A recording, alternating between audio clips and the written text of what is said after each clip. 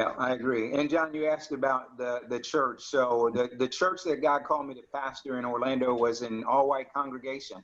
And many of them were missionaries. So they had been in different cultural contexts.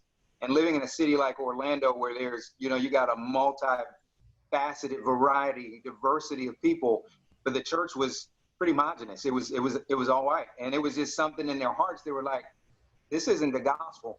And we want to actually do something different. And so, on a crazy whim, they were like, David, we're going to invite you to be our pastor. And it was one of those things where God had prepared my wife and I, because we knew, and it wasn't a church that was comfortable for us to step in a number of ways. Music styles were different, backgrounds were different.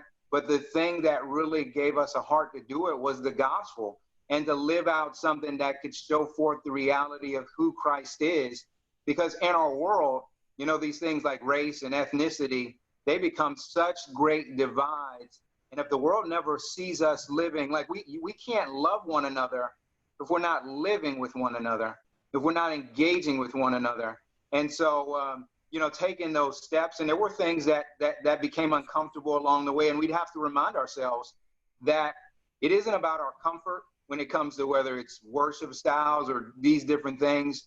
The reason we do this is for the glory of Christ, and we want him to be seen. And I think when we operate that way, John, and we really want to live out the reality of the gospel, it's going to make all of us uncomfortable, because there's not like one dominant culture that all other cultures should assimilate to. There's this unity, but within the unity, there's this beautiful diversity of the different cultures and different things. And how do we allow those things? Because God's given us different ways in which we do things, and the things that aren't sinful, how do we allow those things, how God has made us and redeemed us, to be a part of our worship together? And in doing that, I think that causes all of us to be a little, because there are going to be some things we don't like, some things that I'd rather not have, but it becomes, our worship experience isn't about me and my comfort. It's about Christ and his glory.